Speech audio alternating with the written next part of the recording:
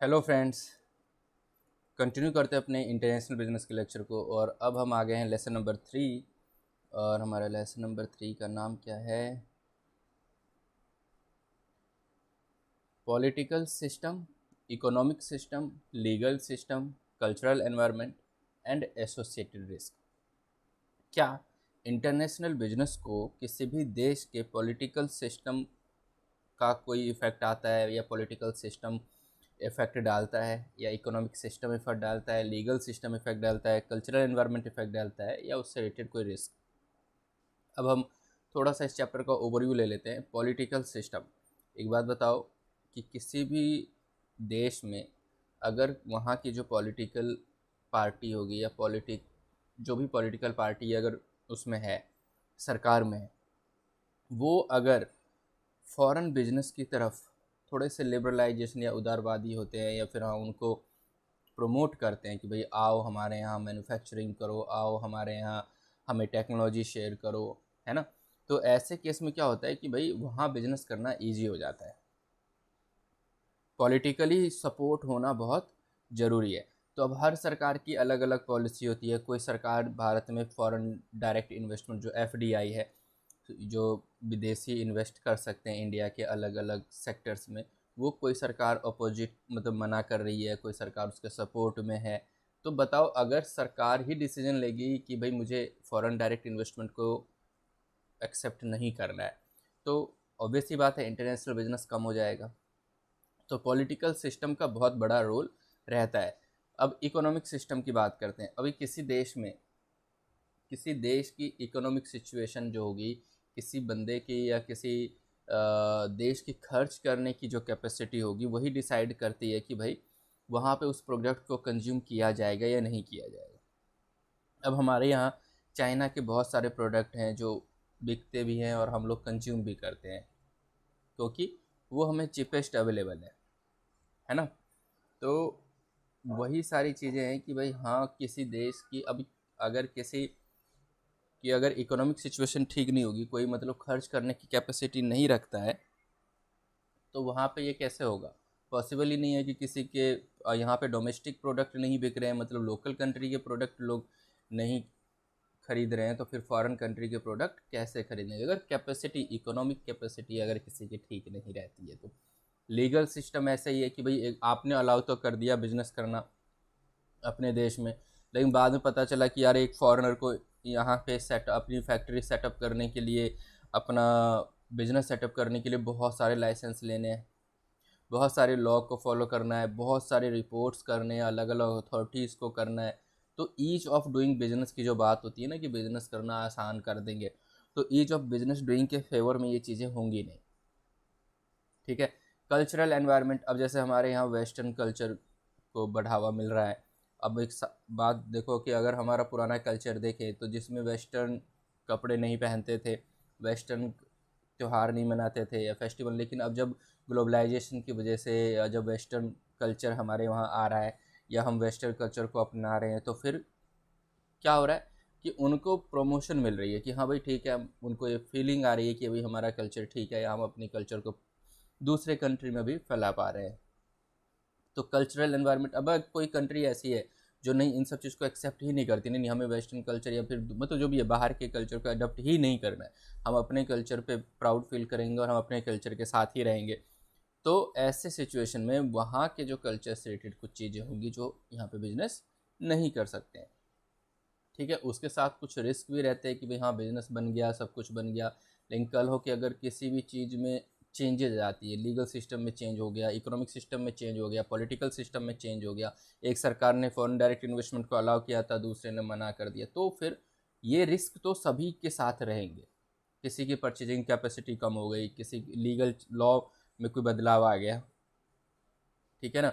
अचानक से western culture को हम फॉलो कर रहे थे, लेकिन हमारे अंदर का अपना कल्चर जग गया कि नहीं नहीं भाई, अपना कल्चर ही बेस्ट है, जहाँ पे लोग अपने पेरेंट्स की रिस्पेक्ट करते थे और आज भी करते हैं, फैमिली, जॉइंट फैमिली की बात करते थे, तो यार वहाँ पे अपने ही फेस्टिवल्स, अपने फेस्टिवल से रिलेटेड शॉपिंग्स जो होती थी, अपने कल्चर के कपड़े पहनना, ये सब होता था। तो ये रिस्क तो कभी भी रहेगा ही ना। कब किसी के अंदर का राम जग जाए। चलो, आई होप कि आपको ये सब थोड़ा सा ओवरव्यू जो मैंने दिया है वो समझ में आया होगा। अब देख लेते हैं पॉलिटिकल सिस्टम। देखो, पॉलिटिकल सिस्टम इन जनरल देखो दो टाइप की पॉलिटिकल सिस्टम होती है किसी भी देश में, communism and social democracy. Communism, communism को हिंदी में क्या कहते हैं मुझे नहीं पता। कम्युनिज्म बेसिकली वो जो लाल झंडा होता है जिनका, इनका ये कहना है, इनका ये मानना है कि भैया समाज में न्याय जो है ना वायलेंट से ही मिलेगा, मतलब लड़ाई किसी को मार कर ही हम कोई पोजीशन हासिल कर सकते हैं। इनका कहना है कि भैया डिक्टेटरशिप आनी चाहिए, मतलब तानाशाह होना चाहिए कोई जो समाज के हर वर्ग को देखे। तानाशाही, वायलेंट रिवॉल्यूशन, ये है ना यहाँ पे लिखो वायलेंट रिवॉल्यूशन, मतलब कि लड़ाई झगड़ों से करके कोई क्रांति लाना, वो होती है कम्युनिज्म। अब जिस देश में कम्युनिज्म को ज़्यादा फॉलो करने वाले लोग होंगे तो वहाँ थोड़ा सा बिजनेस करने में परेशानी हो सकती है, या फिर वहाँ लोगों को डर भी लग सकता है कि यार मेरा बिजनेस सब कुछ बंद बना जाएगा, कल के कुछ गड़बड़ी हो गई तो ये लोग तो वायलेंट कर देंगे या फिर नुकसान पहुँचा सकते हैं, मार सकते हैं किसी को। या डिक्टेटरशिप आ गई कि भाई हाँ चलो तुम्हारे पास कोई राइट नहीं है, तुम्हारा बिजनेस आज से हमारा हुआ।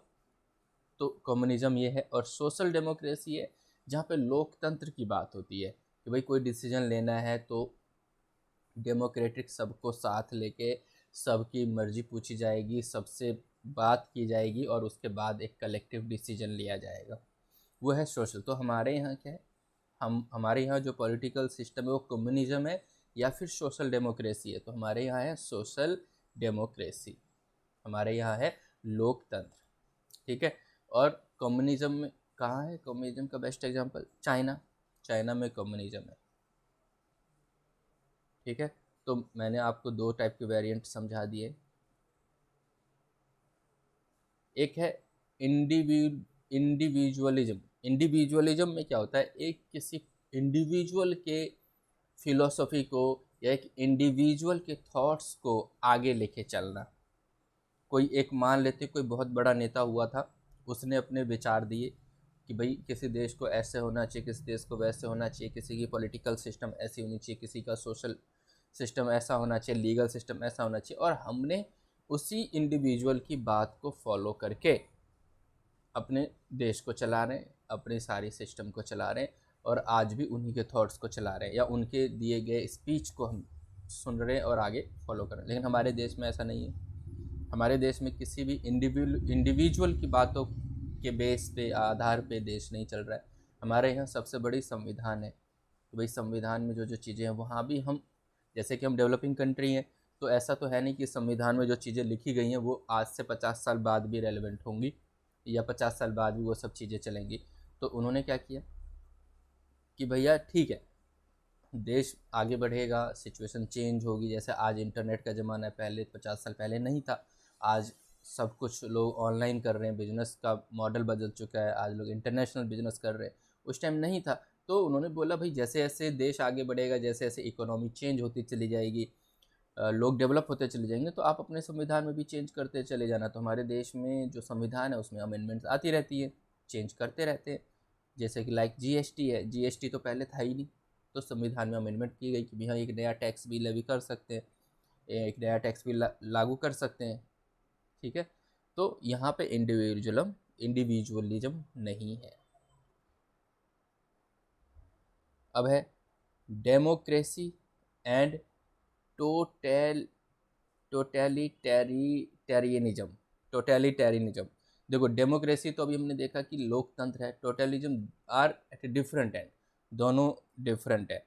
जो लोकतंत्र है वो किसको रेफर करते हैं, जो गवर्नमेंट लोगों के द्वारा सेलेक्ट होती है, लोगों के द्वारा चलाई जाती है ना, जो इलेक्टेड रिप्रेजेंटेटिव होते हैं, हम जिसको चुनाव दे के किसी को रिप्रेजेंट करते हैं, सेलेक्ट कर, जैसे MP MLA ये हो गए। और totalitarianism is a form of government in which one person और political party exercises absolute control. यहाँ पे या तो एक पर्सन या फिर कोई एक पॉलिटिकल पार्टी है वो पूरा का पूरा कंट्रोल रखती है spheres of human life, prohibits opposing political party, जहाँ पे अपोजिशन में कोई होता ही नहीं है। जैसे चाइना में कोई अपोजिशन में शायद है ही नहीं, एक ही पार्टी के अंदरूनी ही चुनाव होते रहते हैं और अपना अपना प्रेसिडेंट वो चुनते रहते हैं। ठीक है, अब डेमोक्रेसी क्या है, यहाँ पे हम चुनाव होता है, हम सेलेक्ट करते हैं किसी लोगों को, जो अपने रिप्रेजेंटेटिव को अपॉइंट करते हैं और फिर वो हमारे लिए काम करता है। इलेक्शन होता है, फिर नेक्स्ट इलेक्शन में अगर वो अच्छा काम नहीं किया हम उसे बाहर भी कर सकते हैं। ऐसा नहीं कि एक बार सेलेक्ट हो गया या एक बार जिसको हमने चुन लिया वही हमेशा के लिए रहेगा।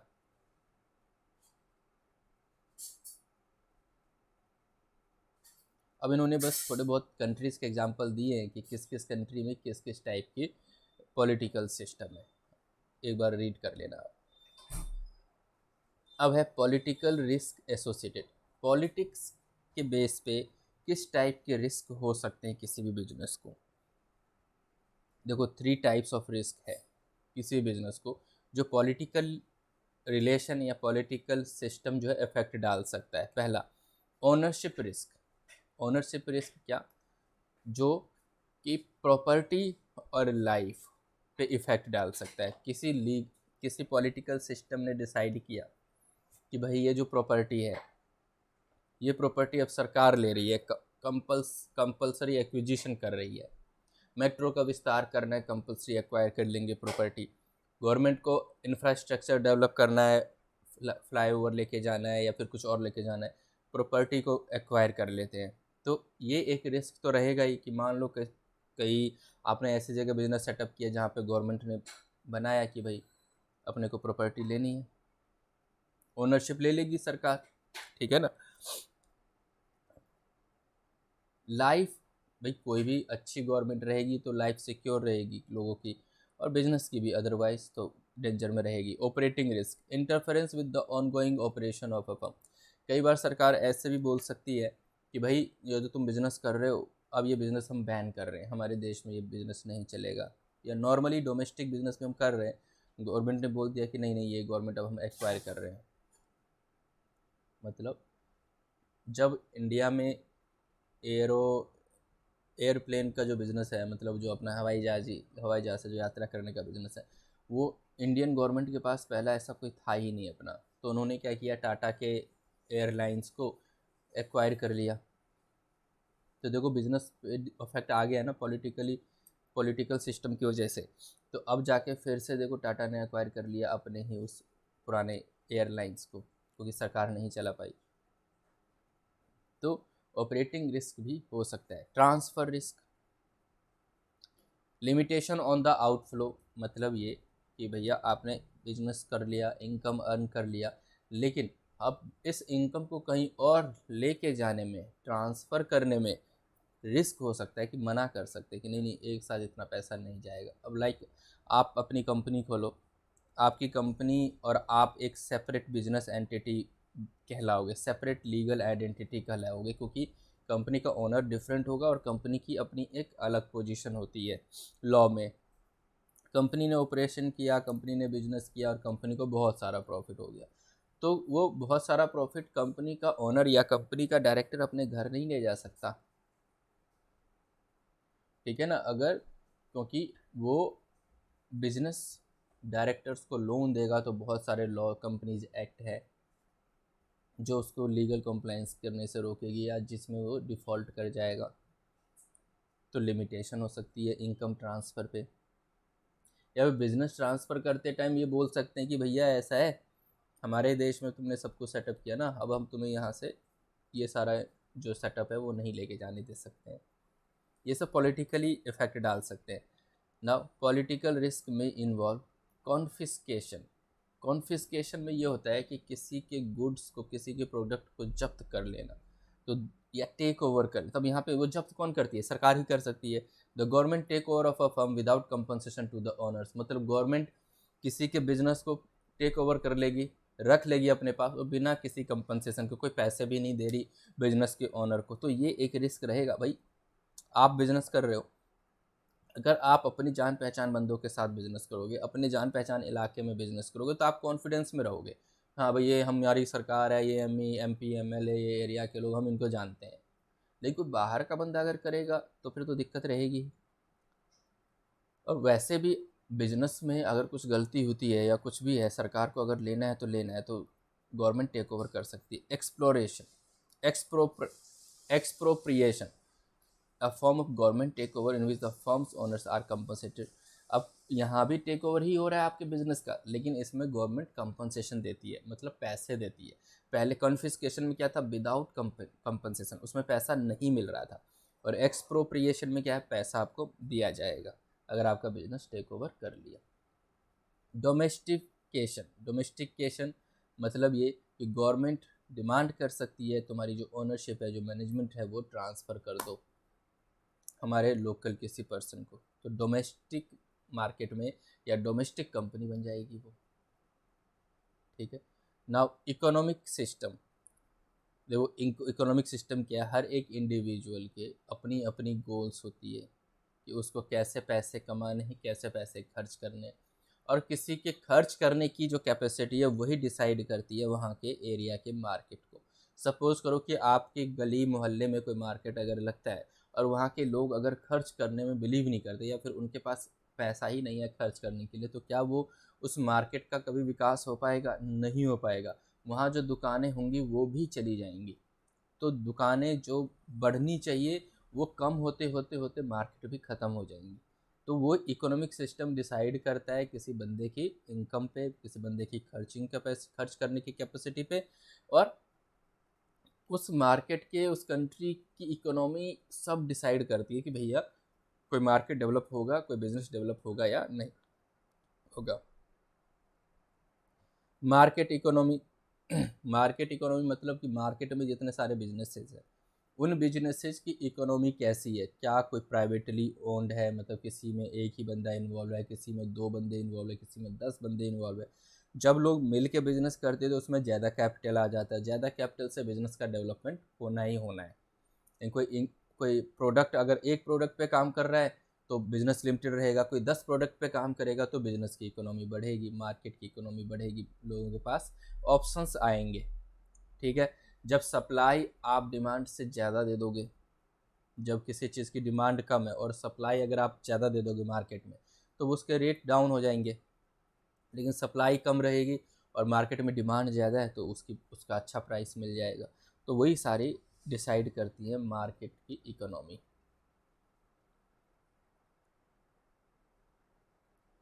टोटलिटेरिज्म, जिसमें हमने ये देखा था कि भाई इसमें टोटली कंट्रोल होता है, एक तरीके से कम्युनलिज्म टाइप की चीज़ें हो गई। तो कम्युनिज्म हमने पहले भी समझा है, उसी को उन्होंने फिर से एक्सप्लेन किया कि जहाँ पे एक ही बंदा, एक ही पार्टी दूसरे को अलाउ नहीं करती है, दूसरे पॉलिटिकल पार्टी को अलाउ ही नहीं करती है। तो अब देखो यहाँ पे 4 major forms of totalism exist in the world today. अभी भी 4 तरीके के टोटलिज्म हैं। अब देखिए तो the wide spread was communist, पहला क्या हो गया, communist totalism, communist. However it is the decline world, communist घट रहा है, कम हो रहा है। The most of communist party dictatorship है कोलैप्स्ड। 1989 में कम्युनिस्ट पार्टी, काफ़ी सारी पार्टीज ख़त्म हो गई, लेकिन एक्सेप्शन भी है। जैसे चाइना का मैंने एक एग्जांपल दिया, वियतनाम है, लाओस है, नॉर्थ कोरिया है जहाँ पे वो एक सन की तानाशाह है टाइप, क्यूबा है।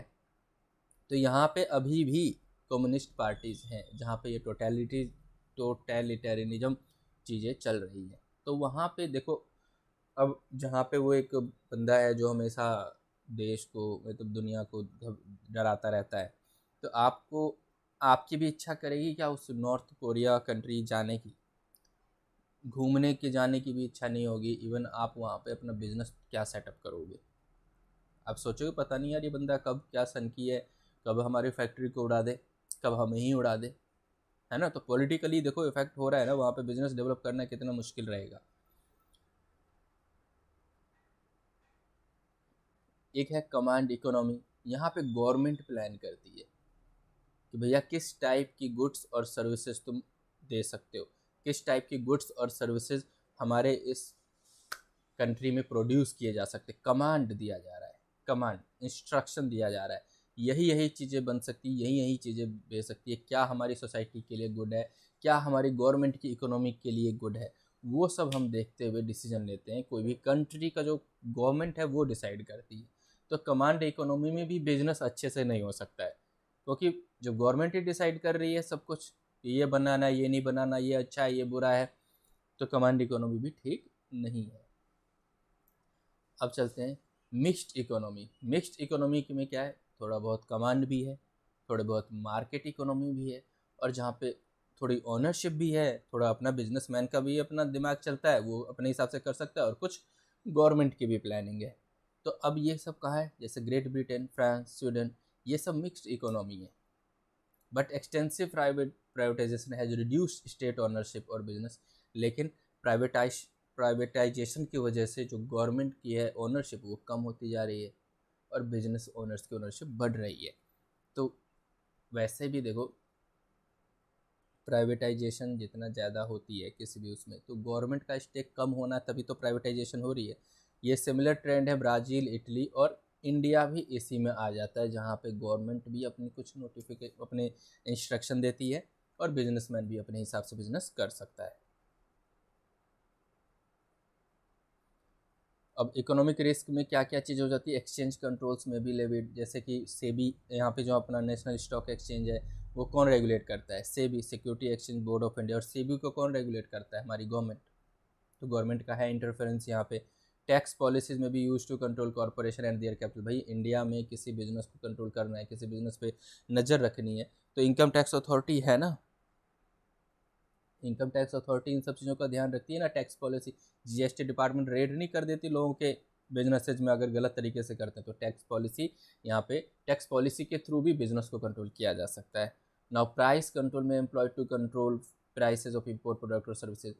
अगर आप कोई प्रोडक्ट को इम्पोर्ट कर रहे हो और उसकी प्राइसिंग को कंट्रोल करना है सरकार को, या उसके आप बहुत सस्ते में इंपोर्ट कर रहे हो, बाहर से माल ला रहे हो, और सरकार को लग रहा है यार डोमेस्टिक मार्केट तो हमारी बर्बाद हो जाएगी क्योंकि ये तो बंदा बाहर से सस्ते पे ला रहा है, तो वो क्या करेंगे, उस पर इम्पोर्ट ड्यूटी बढ़ा देंगे, ताकि आपका जो गुड्स जो आपने इम्पोर्ट किया है वो महंगा हो जाएगा, क्योंकि आप अपनी जेब से तो इम्पोर्ट ड्यूटी दोगे नहीं, वो इम्पोर्ट ड्यूटी अपने कस्टमर से रिकवर करोगे। तो महंगा माल जैसे ही डोमेस्टिक मार्केट में आएगा तो लोग बोलेंगे भाई ठीक है, हम तो हमारा महंगा क्यों खरीदें, हमारे यहाँ तो डोमेस्टिक मार्केट में, हमारे लोकल मार्केट में वो चीज़ें सस्ती मिल रही हैं। ठीक है, तो ये सब रिस्क रहेगा। अब बात करते हैं लीगल सिस्टम की। लीगल सिस्टम क्या है, देखो लीगल सिस्टम पूरा का पूरा यही है कि आप किसी बिजनेस को, फॉरेन बिजनेस को, इंटरनेशनल बिजनेस को कैसे आपका अप्रोच है, क्या आप उसके लिए रूल्स ज़्यादा ही टफ बना रहे हो, या लिबरलाइजेशन पॉलिसी अपना रहे हो, मतलब उदारवादी पॉलिसी अपना रहे हो कि भाई ठीक है यार आओ तुम भी अपना बिजनेस सेटअप करो, तुम्हें भी हम सपोर्ट करेंगे, तुम्हें नहीं बोलेंगे ज़्यादा लाइसेंस लेना है, तुम्हें नहीं बोलेंगे वहाँ नहीं बनाना, वहाँ नहीं करना, तुम्हें हम सपोर्ट करेंगे, तुम्हें ईजिली चीज़ें अवेलेबल कराएंगे, तुम्हें ज़मीन प्रोवाइड करेंगे, तुम्हें इलेक्ट्रिसिटी का कनेक्शन प्रोवाइड करेंगे, तुम्हारे लिए अलग से हम ट्रांसपोर्टेशन फैसिलिटी देंगे। तो या फिर ये लीगल सिस्टम क्या है कि हाँ भाई तुम्हारे लिए टफ लॉज नहीं बनाएंगे, ऐसा बिजनेस प्रैक्टिस बनाएंगे जो हमारे देश में भी चल रहा है, तुम्हारे लिए भी वही सब लागू रहेगा। तो ये पूरा का पूरा लीगल सिस्टम वही है कि रेफर्स लॉ और रूल्स और लॉ, कि भाई उनको बनाने के लिए, उनके बिजनेस को कंट्रोल करने के लिए, या उनके लिए आप कैसा लीगल सिस्टम तैयार कर रहे हो। तो किसी देश का लीगल सिस्टम भी डिसाइड करता है कि उस देश में बिजनेस किस लेवल पे जाएगा, या बिजनेस कर सकते हैं या नहीं कर सकते। अब चलते हैं इंटरनेशनल रिलेशंस एंड लॉस। ये इंटरनेशनल रिलेशन और लॉ क्या है, भाई इंटरनेशनल पॉलिटिक्स है। आज आप देख रहे हो कि एक देश का विदेश मंत्री कई देश के दौरे पे रहता है, क्यों रहता है वो, क्योंकि वो वहाँ से रिलेशन बनाना चाहता है, वहाँ से बॉन्डिंग बनाना चाहता है, वहाँ से बिजनेस रिलेशनशिप डेवलप करना चाहता है, वहाँ से अपनी टेक्नोलॉजी अपने लिए लेना चाहता है। मेक इन इंडिया यहाँ पे बात चल रही है भाई, या हो भी रहा है मेक इन इंडिया, वो सब क्यों हो रहा है, वो लोग जब विदेश जाते हैं, कोई फॉरेन मिनिस्टर जा रहा है या प्राइम मिनिस्टर जा रहा है, तो वहाँ सिर्फ उस लोगों से मतलब हाथ मिलाने के लिए नहीं जा रहे, वहाँ उनके साथ मीटिंग करके सबसे एक प्रायोरिटी ये भी होती है कि भैया हमारे यहाँ बिजनेस करो, हमारे यहाँ रिसोर्सेज अवेलेबल हैं, हमारे यहाँ एम्प्लॉयमेंट जनरेट होगी, हम आपको ये बेनिफिट देंगे। अगर इंटरनेशनल पॉलिटिक्स आपकी अच्छी होगी तभी तो बिजनेस रिलेशनशिप किसी देश से बनेंगे, और अच्छा खासा बिजनेस आपके देश में डेवलप होगा। कोई बंदा अगर आपके देश में आके फैक्ट्री सेटअप करेगा तो एम्प्लॉयमेंट तो आपके लोगों को ही देगा वो, इंफ्रास्ट्रक्चर तो आपके यहीं डेवलप होगी, रोड आपके यहीं बनेंगे, इनकम भी आपके यहीं तो जनरेट होगी, है ना। तो इंटरनेशनल पॉलिटिक्स यही है जिसमें मल्टीलेटरल एग्रीमेंट लगा बनाते हैं। एक दो गवर्नमेंट देखते होगे आप कई बार जब न्यूज़ देखते होगे, बट पूरा भरोसा है कि क्वालिटी न्यूज़ तो हम देख ही नहीं पाते होंगे क्योंकि न्यूज़ चैनल्स पे ऐसी चीज़ें आती ही नहीं है। बट फिर भी अगर जो थोड़ा बहुत ऐसे है चैनल्स जो दिखाते हैं, उस पर क्या देखोगे आप, जब दो गवर्नमेंट आपस में मिलती है, दो मंत्री मिल रहे होते हैं, तो कुछ पेपर साइन करते हैं, कुछ एग्रीमेंट्स होते हैं, तो वही तो है ये इंटरनेशनल पॉलिटिक्स। ठीक है। फिर है इंटरनेशनल लॉस, कि भैया ऐसा कुछ लॉ बनाओ, कल हो के किसी देश में जाके हम अपना बिजनेस बना ले, बिजनेस सेटअप कर लें, और कल हो के उस देश के लॉ ने हमें रोक दिया बिजनेस करने से, इंटरनेशनली एक लॉ बनाओ जहाँ पे हम अपनी दुख के बारे में सुना सकें, जहाँ पे हम अपना रोना रो सकें और अपने लिए सेफ गार्ड बना सकें कि भाई हाँ, हमें बचने के लिए कुछ तो है जहाँ पे जाके अपनी रिक्वेस्ट कर सकते हैं। तो इंटरनेशनली सिर्फ उस डोमेस्टिक लॉ पे हम डिपेंड नहीं हो सकते, कुछ इंटरनेशनली बिजनेस चल रहा है तो इंटरनेशनली बिजनेस के लिए इंटरनेशनली लॉ भी बनाओ, जिसको बोलते हैं ट्रीटीज एंड एग्रीमेंट। अब ये बताते हो एक एग्जांपल, ये ट्रीटीज और एग्रीमेंट क्या है। एक यूनाइटेड नेशन मॉडल है, ओईसीडी मॉडल है, वो लोग क्या करते हैं, वो ये देखते रहते हैं कि भाई इकोनॉमी काफ़ी तेज़ी से चेंज हो रही है, बिजनेस का मॉडल चेंज होता जा रहा है। जैसे गूगल जैसी कंपनी है, इंडिया में नहीं है बट इंडिया से बहुत कमा रही है। फेसबुक इंडियन कंपनी नहीं है, इंडिया से बहुत कमा रही है। तो या फिर कुछ लोग ऐसे हैं जो इंडिया में भी कमा रहे हैं, फॉरेन में भी कमा रहे हैं, उनका वहाँ भी टैक्स लग रहा है, यहाँ भी टैक्स लग रहा है। तो ऐसे तो आप दो दो जगह टैक्स करोगे, दो दो जगह अलग अलग लॉ फॉलो करने होंगे, तो बिजनेस को तो रुकावटें आएंगी, बिजनेस करने से लोग बचेंगे। तो इन्होंने बोला ठीक है, कुछ ट्रीटीज और एग्रीमेंट बनाते हैं कि अगर तुम्हारा किसी देश में टैक्स लग गया तो तुम दूसरे देश में नहीं दोगे, अगर दोनों तरफ लग गया तो किसी एक देश में तुम्हें उसका क्रेडिट दे देंगे। ठीक है। तो ये सब तरीके हैं इंटरनेशनल लॉ बनाने के।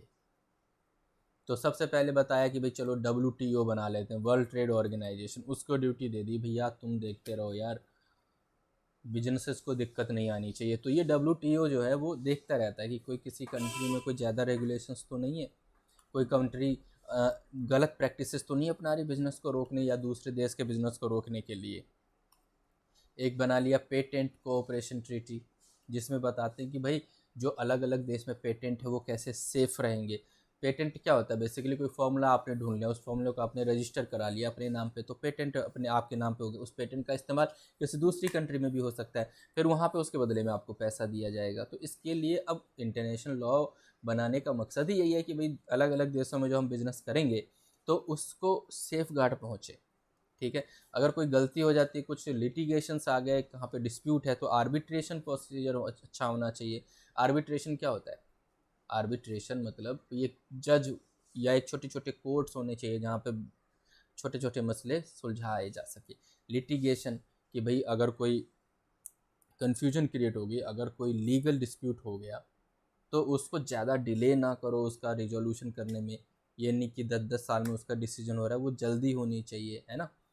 तो लिटिगेशन भी कई बार क्या होता है कि एक देश दूसरे देश में किसी को केस फाइल करना है तो वहाँ की कॉस्टिंग भी आ जाती है, वहाँ पे वकील्स है, वहाँ के कोर्ट है, वहाँ का खर्चा है, तो इन सब का ध्यान देना होता है। अब चलते हैं आगे। Now different legal system, different legal system हम इसे नेक्स्ट लेक्चर में रिकॉर्ड करें। हाफ एन आवर का ये लेक्चर हो गया है, तो नेक्स्ट लेक्चर में डिस्कस करते हैं different legal system. I hope कि आपको समझ में आया होगा। तो भाई अगर समझ में आया तो वीडियो को लाइक करना, शेयर करना दोस्तों के साथ, और चैनल को सब्सक्राइब कर लेना अगर अभी तक नहीं किया है सब्सक्राइब। तो मिलते हैं नेक्स्ट वीडियो में, तब तक के लिए बाय बाय, टेक केयर।